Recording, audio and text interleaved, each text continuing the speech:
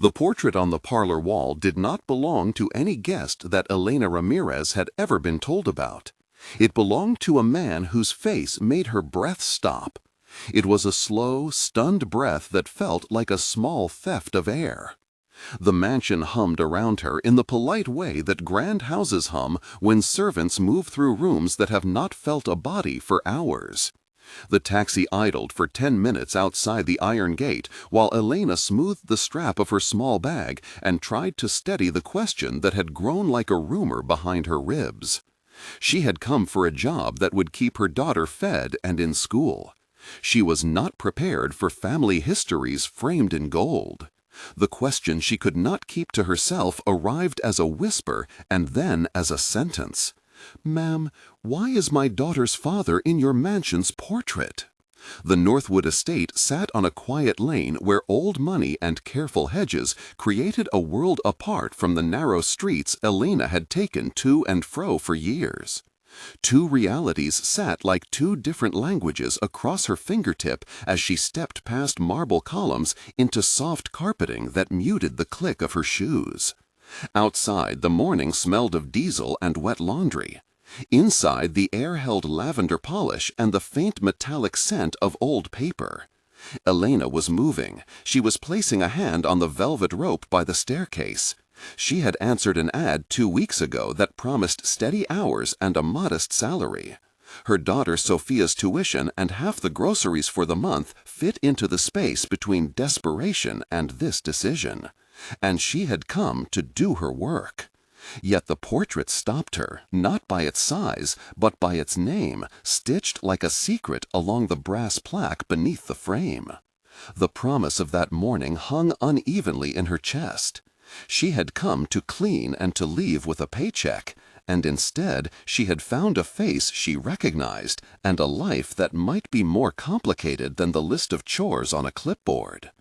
Who was the man, and why did his eyes look like Sophia's? Who would answer that question for her, and what would she do with the answer? Support the channel with a like and stay with the story. Elena's hands did not tremble at first.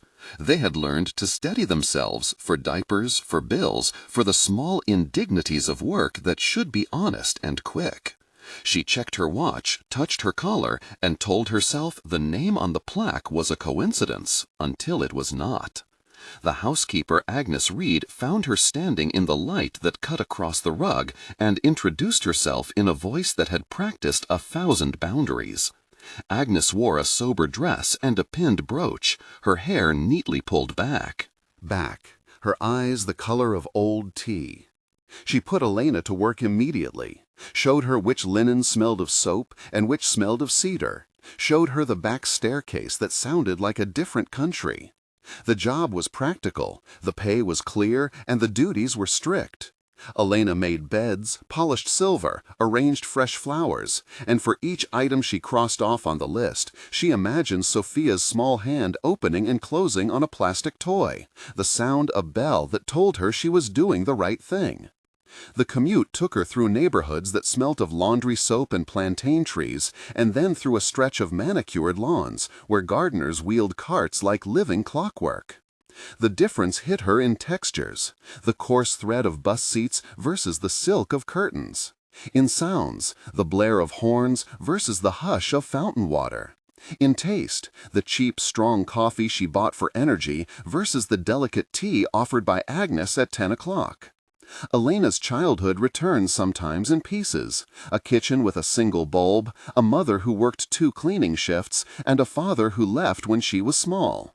She remembered the first time she had watched Sophia sleep and held her tiny fingers in a promise that she would not leave her the way she had been left.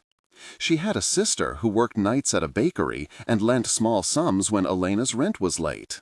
She had a few photographs stuck in a drawer, one of them a picture of her mother with a faded smile and an envelope with a name that she did not understand then, but that she had carried like a talisman.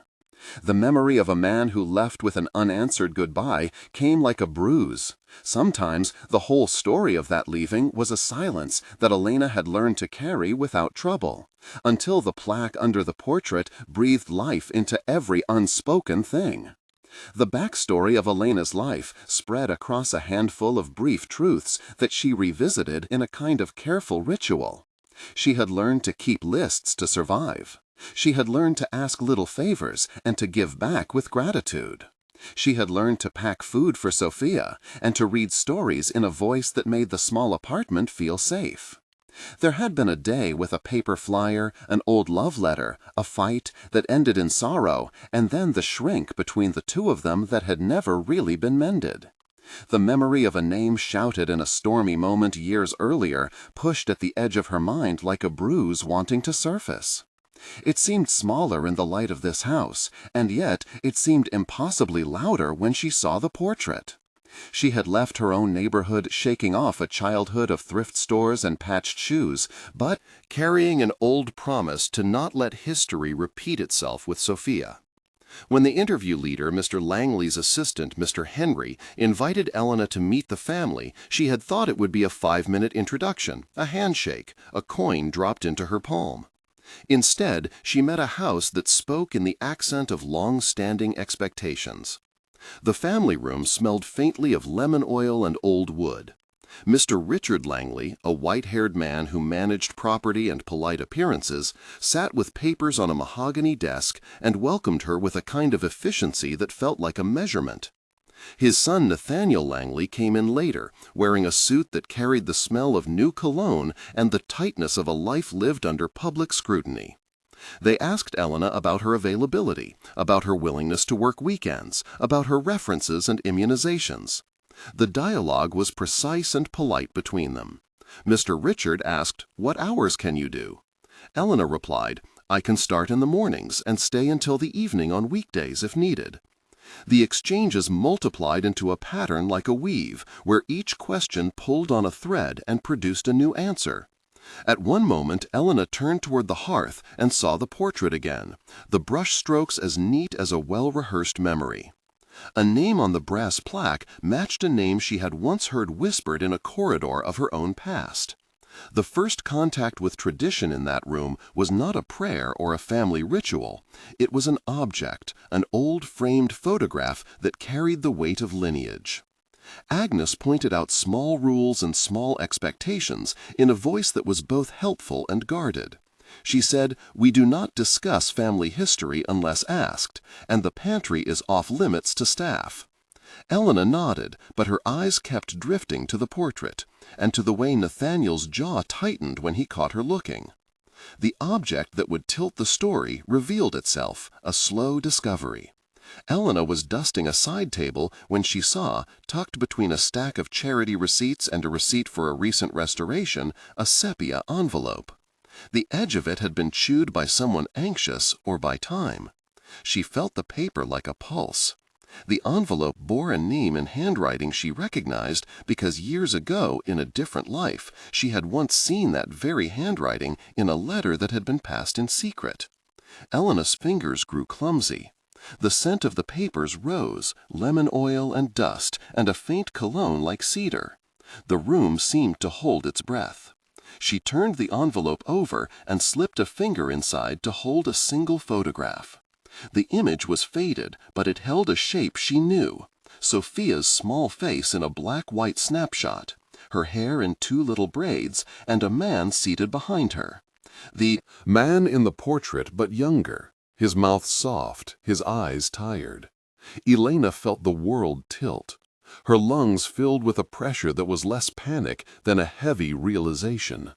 She called Agnes into the room in a voice that did not betray everything, and asked quietly, "Where did this come from?" Agnes came and saw the photograph and made a small sound that was almost a choke. She said, "We keep family papers in the study, but I do not recall this being here." The immediate reaction in the house was a low vibration of curiosity and caution. Nathaniel, who had been returning from a meeting, walked in at that moment and saw the photograph in Elena's hand. His face changed from mild curiosity to a brief pale shock and then to guarded control. He asked Elena, "What is that?" Elena could not let the question become a small one anymore. She said, looking at him and at the portrait, "That is my daughter's father." She said it like a small bell in a quiet room, and then the room grew very loud. A confrontation began almost immediately. Nathaniel stepped forward with a sentence that tried to cover irritation and surprise. "Why would you say that?" The lines of class in that moment were sharp. Elena told the simple practical motive she had carried with her. She needed work for Sophia, for school, for groceries. She said, "I only found this photograph in an envelope. I turned over a stack of receipts and I recognized him." She explained in a way that refused to be dramatic, but that also refused to be small. She said, "I am not accusing anyone. I am asking to know why this man is in your family portrait." Nathaniel's voice hardened. He said, "That photograph is private. It has been in our family for decades. Who gave it to you?" Elena shook her head and tried to steady herself. A part of her wanted to run away, back into the bus crowds and the safe anonymity of 1,000 cooks and cleaners. Another part, the part that had saved Sophia through an illness last year, refused to leave without the truth. A discussion with Mr. Richard followed, where the mansion's quiet rules collided with a very ordinary demand. Mr. Richard was careful and courteous but firm. He said, "We will look into this." He said, "We do not want staff making allegations without evidence." Agnes tried to mediate and suggested we talk privately. Mr. Richard asked Elena to stay. The conversation would continue, and he walked away to call his lawyer. The offer that came next was ambiguous in its kindness.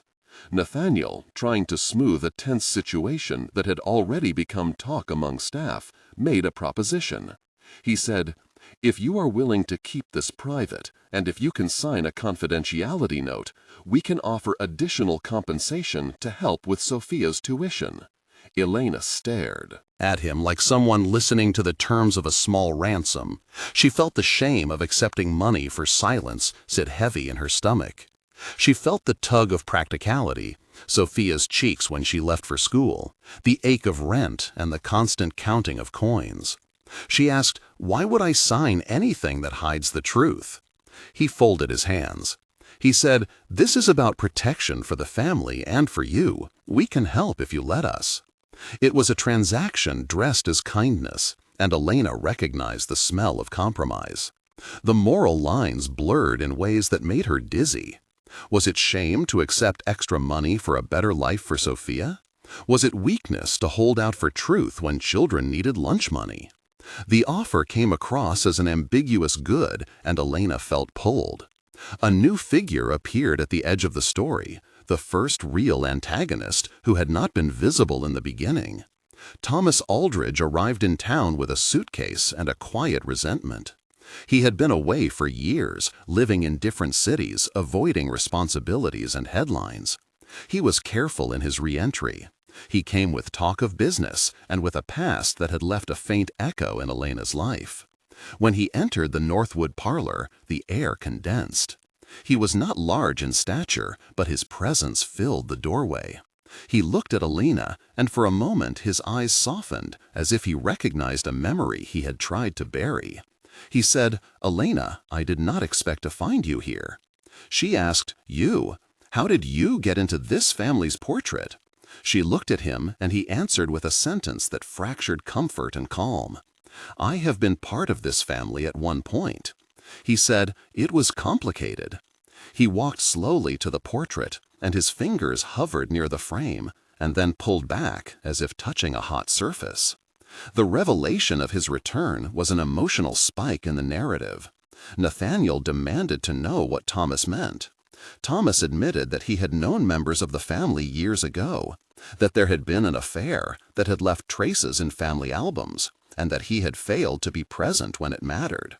He gave reasons that sounded like weather reports, accidents of timing, and the pressure of other obligations. Elena listened while a century of hurts passed through 4 bodies. Thomas said, "I left because I was afraid of what staying would mean. I was young and selfish, and I thought absence would be easier than a scandal." He said, "I do not expect forgiveness." Elena's voice cut through small excuses. She asked, Why now? Why appear in their house? Why is Sophia's face under glass with him? Thomas swallowed. He said, I could tell you about attempts to contact you, and about letters that did not reach you. He said, I could tell you that I worked to clear my name in other places, but that does not change what I did not do for Sophia. The sequence that followed needed to be handled with care. There were screams inside Elena's chest and the thousand small revenge fantasies that felt righteous but empty. She wanted to demand legal recognition. She wanted to throw the photograph on the rug and break the frame. Instead, she kept a sober list of practicalities. First, she called her sister Isabel, who arranged a small sum from the bakery to tide them over. Then she contacted a friend, Carmen, who gave a lead on a family lawyer who sometimes took cases for people who could not pay immediately. The story turned toward concrete steps. A meeting with an attorney followed, where Daniel Ortiz explained in clear terms the process of recognition of paternity in their jurisdiction. He said, the test we use is a genetic comparison called a DNA test. It compares specific markers between the alleged father and the child. The laboratory needs a cheek swab from both parties, and results are usually returned within 2 to 3 weeks with a report suitable for court. Daniel's explanation lasted 300 characters or so, and then he gave a fuller breakdown for Elena in a practical tone. He explained that an initial home kit could be used for private reassurance, but that for legal recognition, chain of custody samples would be taken at an accredited clinic with identification and signed forms. Those samples would be sent to a certified laboratory that runs analysis of short tandem repeats across agreed loci. The probability of paternity is represented as a percentage, and courts typically expect a match probability of over 99% for conclusive results. Elena sat with the equations of possibility and with the cost estimate. Daniel offered a payment plan. The timing looked like a small climb across a thin gap. The rest of the household reacted in different ways. Mrs. Evelyn Langley, the matriarch, a woman with a steady voice, folded her hands and said quietly, I do not know what business from the past should disrupt children's lives. But Mrs. Langley also arranged for small kindnesses, a school uniform purchased in private, and a gift certificate anonymously delivered to Elena's apartment. Agnes cooked an extra pot of soup for Elena's daughter when she visited the mansion to pick up forgotten slippers.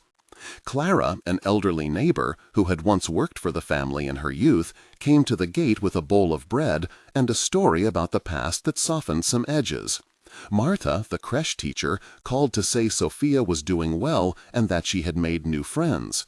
The community around the story became a web of small practical actions. The tension built into moments of moral choice and into the public-private divide. Elena had to decide whether to accept Nathaniel's conditional money or to pursue a legal recognition that might require public testimony and months of courtroom visits.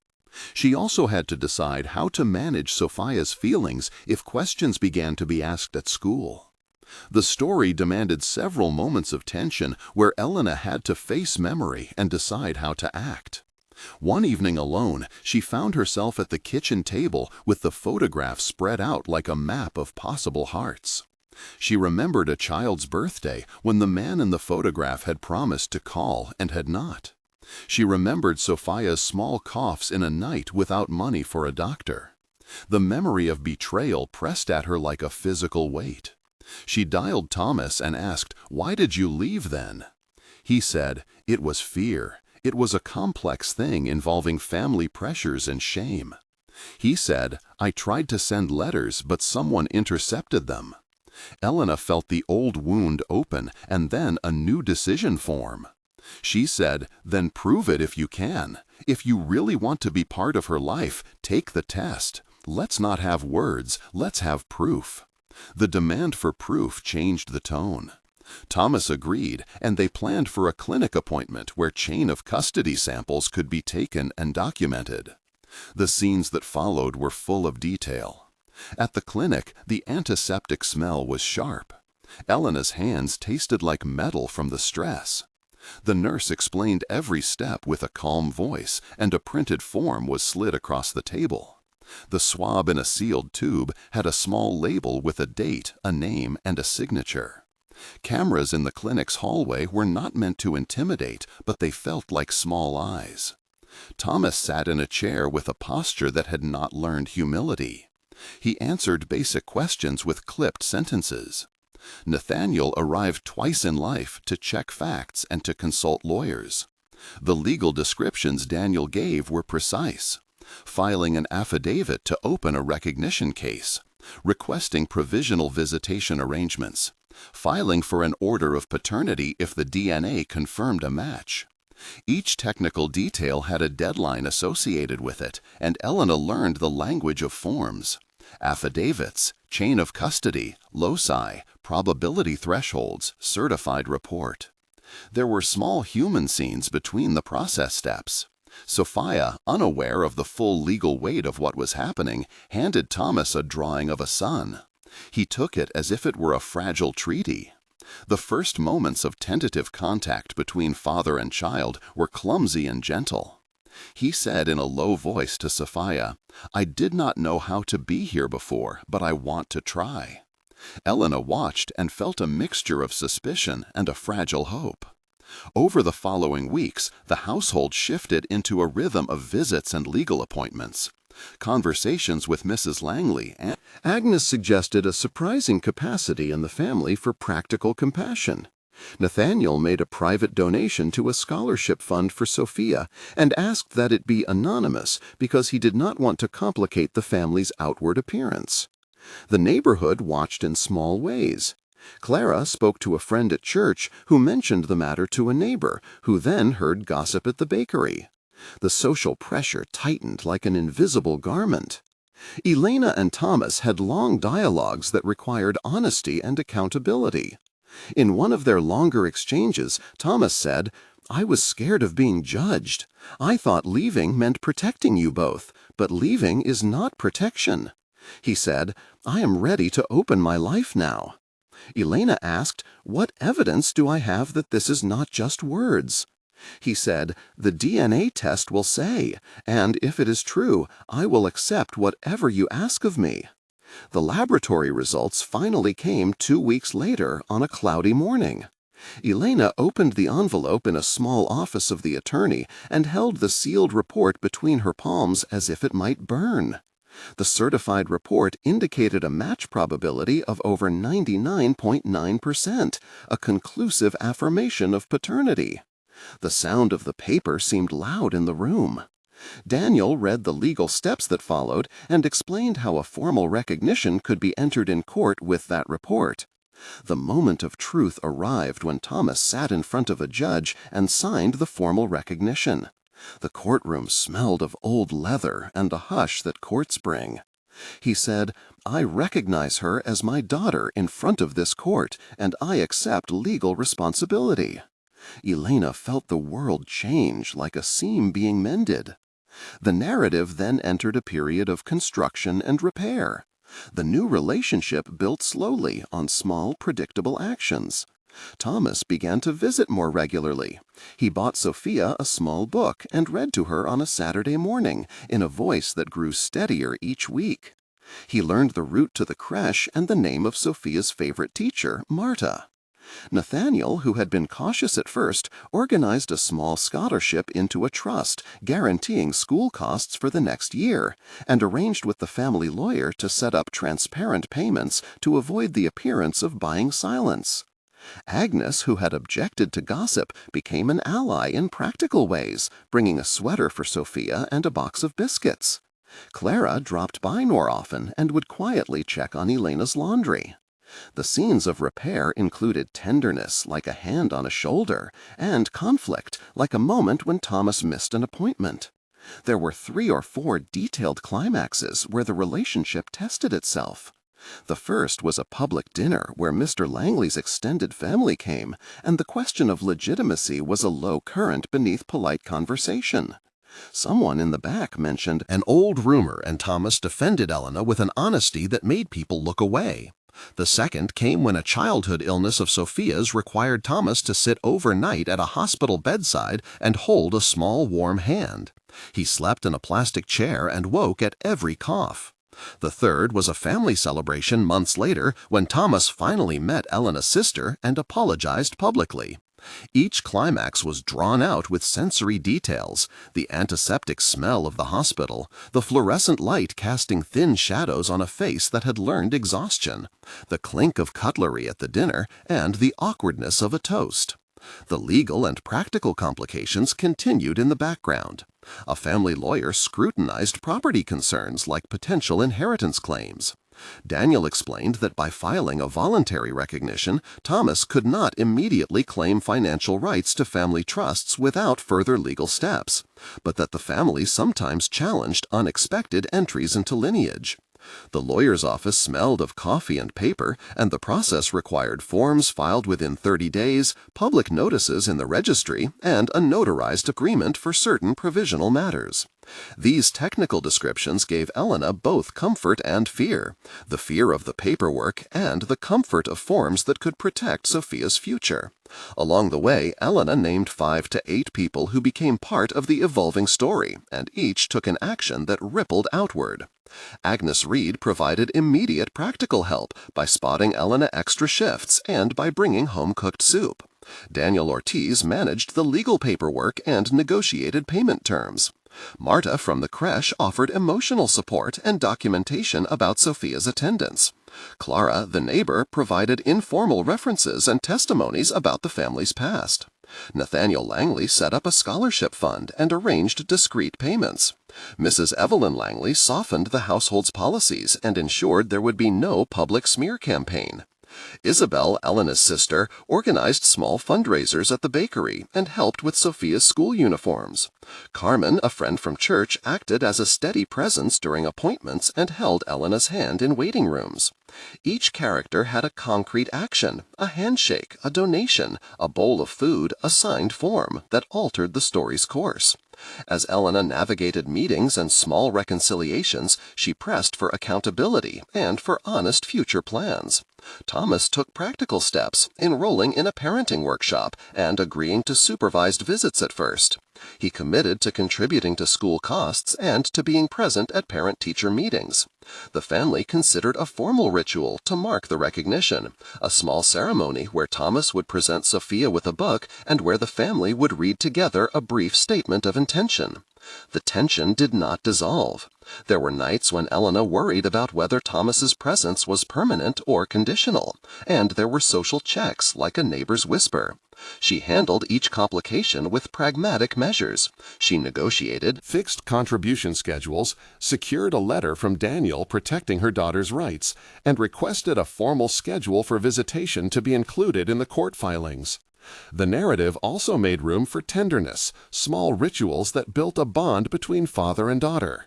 Thomas began to leave little notes with Sophia's lunch each Saturday, a heart drawn in the corner, his handwriting clumsy at first and then steadier. They made a ritual of a small promise, linking fingers and speaking a sentence that became their private promise. "I will come back," he said to Sophia, and she would squeeze his hand and promise in return to wait. The community around them slowly shifted from suspicion to cautious acceptance. The housekeeper Agnes kept a careful diary of visits and behaviors and would later testify if needed. Marta, the creche teacher, recorded progress for school records and offered testimony about Sophia's adaptation. Clara and Mrs. Langley offered character references that smoothed some social edges. The first month after formal recognition was a blur of appointments and small new routines. Elena kept a cautious optimism that was built of lists and small proofs.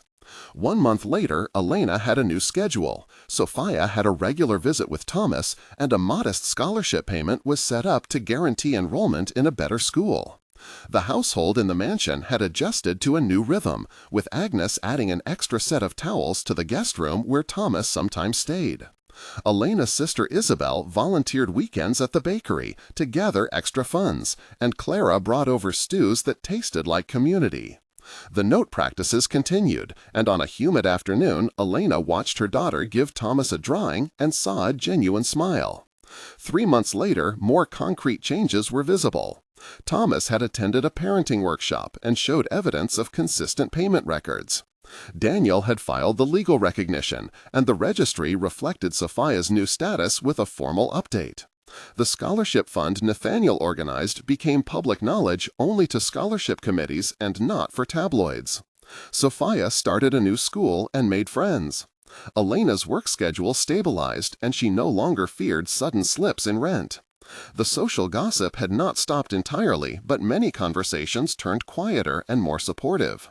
An aunt from Mrs. Langley's side had helped connect Thomas with a local charity, and he had begun volunteer work that did not erase past mistakes, but demonstrated a pattern of action. At 6 months, the transformation felt more durable. Thomas had been consistent in visits. He had started a small savings account for Sophia that he made regular deposits to, and he had met with a counselor to work on long-term accountability. Elena had opened a small savings account of her own and put in direct deposits from a scholarship contribution. The house had moved from being a place of shock to a site of careful repair. Sophia had a small ritual of setting out a pencil for Thomas the night before his visits and then drawing a picture to hand him when he arrived. The community around them acknowledged the work each person had done. Agnes laughed in the kitchen more often, and Nathaniel's private donations were reframed as a family's attempt to make amends for past mistakes. Clara received thanks from the creche for her consistent volunteer time, and Mrs. Langley arranged a small family dinner to mark the 6-month shift. There was still a long path ahead. Documents had constrained some possibilities and opened others. Legal procedures and the properly filed recognitions meant Sophia's rights were clearer, but inheritance questions remained delicate and might require future legal clarity. The story ended not with a neat resolution, but with a forward-looking promise. Elena found a voice that mixed realism and hope. She kept the photograph not as an accusation, but as evidence of a life that now had more witnesses. The last scenes returned to the senses to mark what had been learned. The smell of fresh laundry and of hospital antiseptic. The sound of a small laugh at a dinner table. The taste of a simple soup passed from hand to hand. And the soft feel of a pencil pressed into small fingers. The final action was a small ceremony in the garden, where Thomas presented Sophia with a modest book of poems and promised to be present for her next school play. Elena said in a quiet voice that had traveled a long way, "I will take it one step at a time, and you will prove yourself." She said that as an honest negotiation and a small vow. For now, they had truth and a schedule, and the legal recognition that made tomorrow clearer. If you felt moved by this story, tell us below. Would you forgive someone who left for years but then returned to take responsibility?